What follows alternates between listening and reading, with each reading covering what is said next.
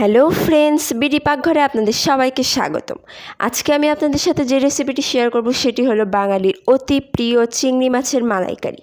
চিংড়ি মাছের মালাইকারি আমরা সকলেই কম বেশি রান্না করতে পারি, কিন্তু আজকে আমি আপনাদেরকে যে প্রসেসে এই মালাইকারিটি রান্না করে শেখাবো, আশা করব আপনাদের সকলেরই খুবই ভালো লাগবে। যদি ভালো লেগে থাকে আমার চ্যানেলটি সাবস্ক্রাইব করে আমার পাশে থাকবেন। তাহলে চলুন শুরু করা যাক আমার আজকের রেসিপি। এখানে আমি প্রথমেই নিয়েছি হলুদ, কালো এলাচ, সাদা এলাচ, দারচিনি, শুকনো লঙ্কা, লবঙ্গ এবং তেজপাতা। এখানে নিয়েছি শুকনো লঙ্কা বাটা, আদা জিরা বাটা, পেঁয়াজ বাটা এবং ধনিয়া বাটা। এখানে আমি কড়াইয়ে তেল গরম করতে দিলাম।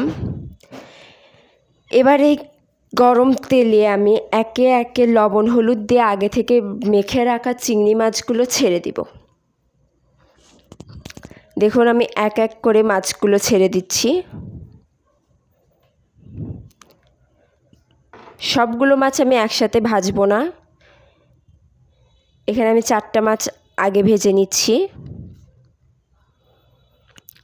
মাছগুলোকে আমি খুব কড়া করে ভাজবো না, কারণ চিংড়ি মাছ খুব বেশি শক্ত করে ভাজলে বা কড়া করে ভাজলে এটা শক্ত হয়ে যায়, খেতে ভালো লাগবে না। তাই আমি এটাকে নরম করে লাল লাল করে শুধু ভেজে নিলাম। দেখুন আমার ভাজা হয়ে গেছে।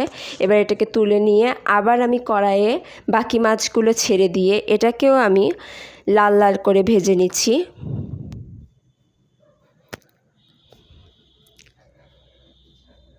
দেখুন আমার চিংড়ি মাছগুলো সবগুলোই ভাজা হয়ে গেছে। আমি সবগুলোকে প্লেটে তুলে নিলাম। এই পর্যায়ে ওই গরম তেলে আমি দিয়ে দিয়েছি তেজপাতা, দিলাম কালো এলাচ, দিলাম দারচিনি, সাদা এলাচ দিয়ে একটু ভালো করে ভেজে নিলাম। এর ভিতরে দিয়ে দিচ্ছি শুকনো লঙ্কা, দিলাম জিরা। এবার এর ভিতরে আমি বেটে রাখা পেঁয়াজ দিয়ে দিচ্ছি। দিয়ে এবার মশলাটাকে আমি ভালো করে কষিয়ে নিব। এই পর্যায়ে এর মধ্যে আমি দিয়ে দিলাম সামান্য পরিমাণ তেল। এখন দিয়ে দিচ্ছি 1 চামচ হলুদ গুঁড়ো, পরিমাণ মতো হলুদ দিয়ে দিলাম। আপনারা আপনাদের পরিমাণ মতো হলুদ দিয়ে নেবেন। দিয়ে দিলাম শুকনো লঙ্কা বাটা, দিয়ে দিলাম আদা জিরা বাটা। এবার দিয়ে দিচ্ছি ধনিয়া বাটা, দিয়ে দিলাম পরিমাণ মতো লবণ। দিয়ে মশলাটাকে আমি খুব ভালো করে কষিয়ে নিচ্ছি। এই পর্যায়ে এর ভিতরে আমি দিয়ে দিচ্ছি নারকেলের দুধ।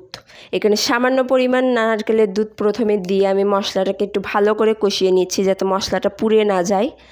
এবার এর ভিতর দিয়ে দিচ্ছি সামান্য পরিমাণ চিনি। চিনিটা দেওয়ার কারণ এটার টেস্টটা একটু ঠিক রাখার জন্য। দিয়ে এটাকে ভালো করে আমি আবারও কষিয়ে নিচ্ছি। এই পর্যায়ে এর মধ্যে আবার আমি একটু সামান্য তেল দিয়ে দিলাম। দেখুন মশলাটা কষানো হয়ে গেছে। এবার আমি দিয়ে দিলাম নারকেলের দুধ।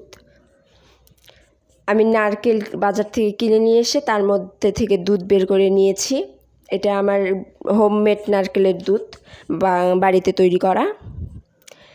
এবার যখন আমাদের নারকেলের দুধটা ফুটে উঠেছে, ভেজে রাখা চিংড়ি মাছগুলো আমি একে একে এই দুধের মধ্যে ছেড়ে দিলাম।